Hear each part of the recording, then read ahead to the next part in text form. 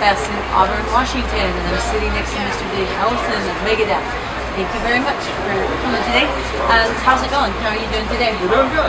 Rested and yeah, we're doing good. You've probably heard we've had kind of a long journey. You know, we've been halfway around the planet between our big 4 shows last week in Europe, and then jumped right over and starting up on this tour.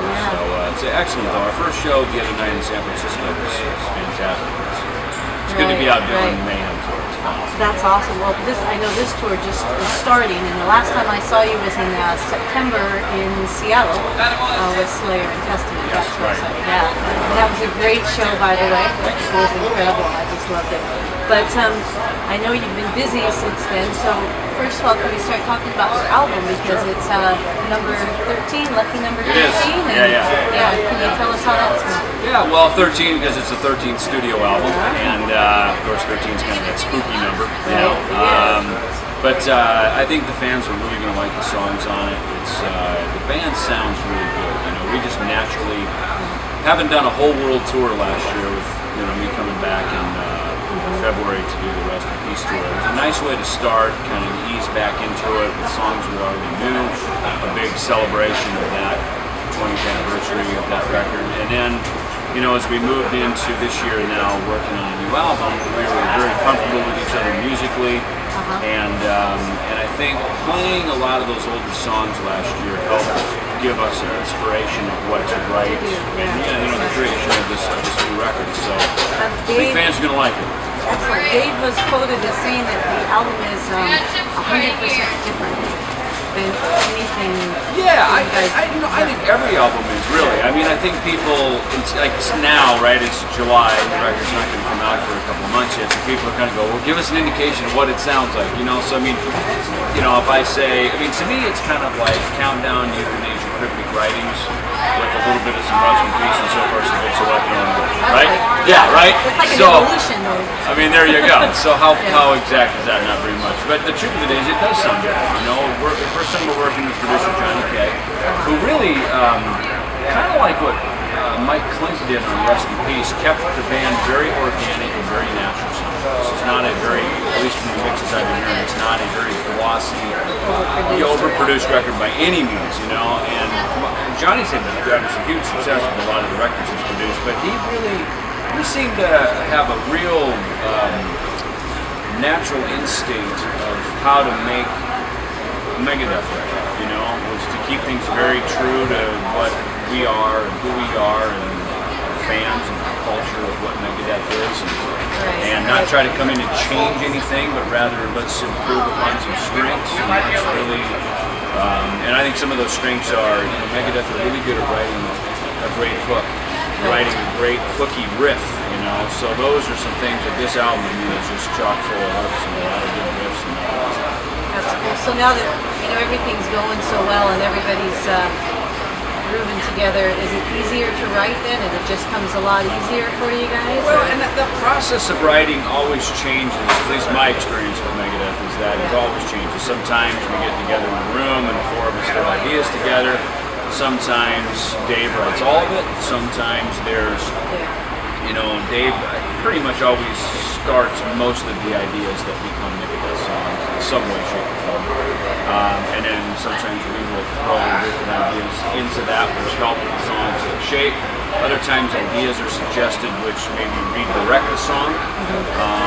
So, for me, coming back into this, I'm really happy just to be doing another Megadeth record. It's fun for me. And for me, I was like, look, if I just play bass on it, I'm cool with that. If I end up being a large part of co-writing, I'm fine with that. But really, it's more just being a part of what the team is doing right now. And because I think that mindset has really, you've got a really good momentum going on all these past tours and Big 4 and a new album, that it's I think just kind of keeping everything flowing real easy and naturally, to me, that's the fun of why you get in a band. Exactly. You don't get in a band so that is you hate it, it's hard work, and it's all work. Yeah, you hate. Yeah, we can all go get jobs and do that, right?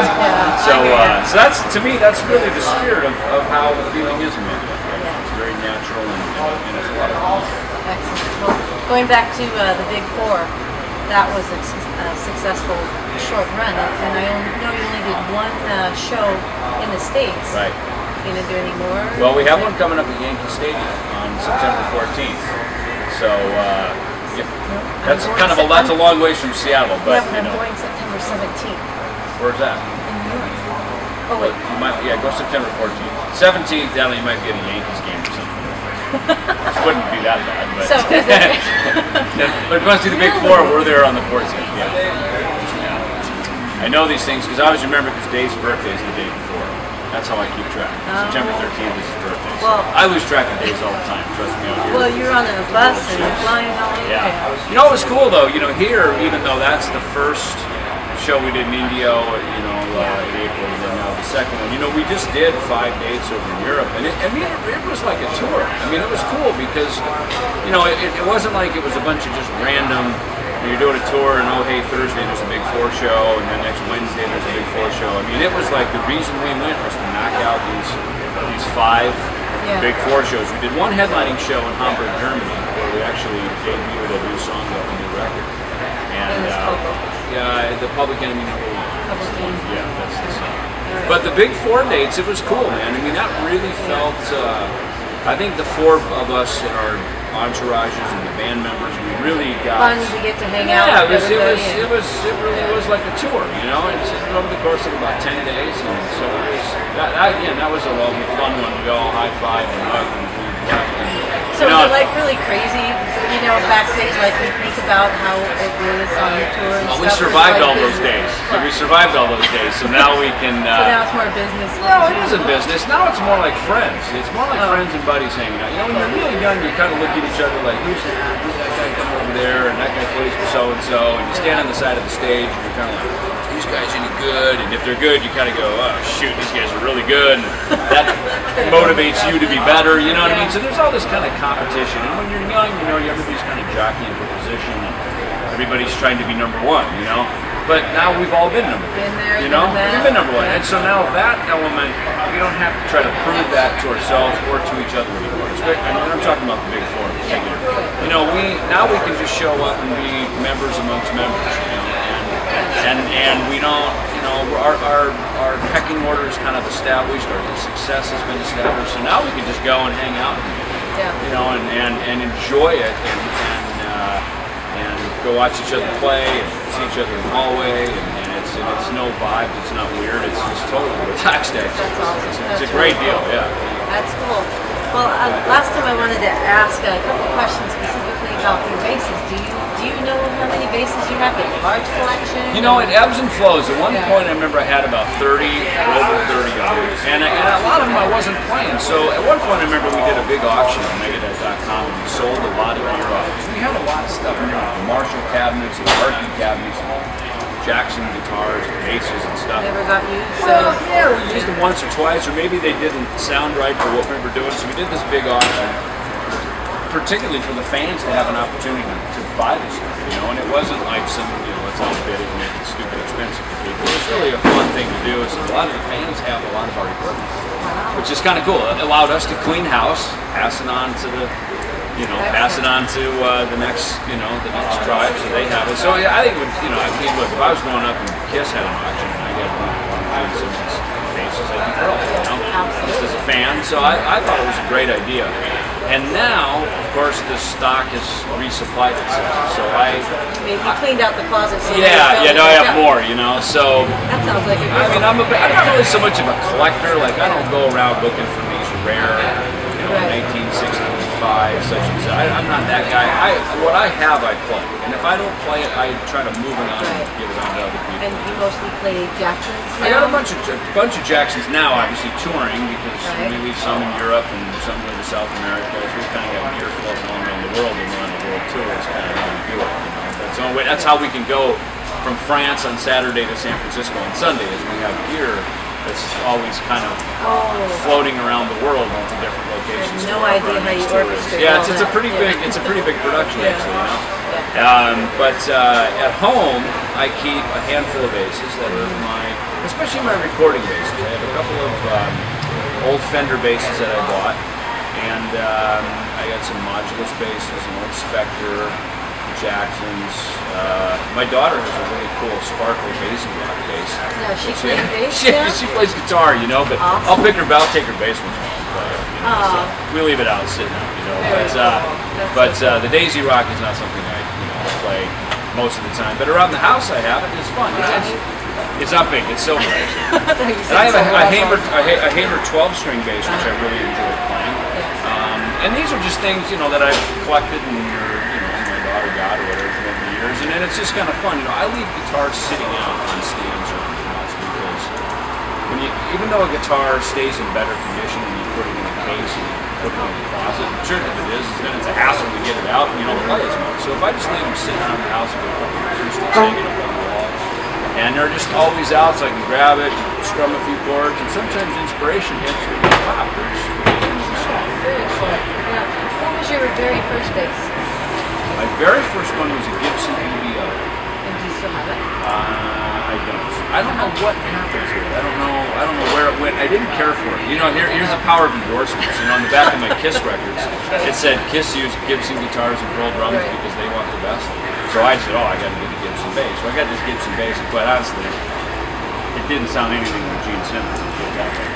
But it was a much different instrument. It was kind of more of an instrument that a lot of kind of 60s bass players use, right? It had this flat long strings. I learned how to play on it, so it served its purpose, and then it was time to hand it off to whoever got it. That's cool. I mean, I'm always just curious to see, if people have their first one because, sometimes it's sentimental. Right. Yeah, I was actually anxious to get on some other ones. I got an Ann Armstrong, which is a clear plexiglass bass that my father bought for me. He liked it, so he got it for me, which was nice. And then I got a Rickenbacker, which is a red one, kind of like what Cliff Burton played, is probably what best describe it. And I got a BC Rich Mockingbird, and BC Riches, and Jacksons, and some Montroses. And that's, it's kind of how it just grows. Yeah, sometimes the sound of the band changes, or we write a different tune, and I need a bass for a specific song. Very cool. I saw a clip where you were talking about playing the Jackson that was not painted or something like that. Are you playing using that one? Oh yes, it's funny. I actually have that as my bass out here. I have a couple. Funny, there's a red one that we made with a different. Most bass guitars are a 34-inch scale, and I wanted to make one with a 35-inch scale because it's a little longer and it makes the low on a 5-string bass, the low B string sing out a little better. It's a little more piano tone. And I have not played it. I brought it out as my backup bass actually on this tour, and we played it the other night. We AB'd the unpainted one, which is now silver, against the red one. And the red one's like, wow, that thing sounds awesome. So that's what we've been playing. In fact, my tech just came up to me and goes, dude, I have got you the best bass tone I've ever heard tonight. So Seattle apparently will hear the best bass tone they've ever heard. Awesome. So. Well, are we going to hear any new songs tonight? We are going to play a new one tonight. I think we'll probably play Public Enemy. We'll probably play that one tonight. Yeah. Excellent. Okay.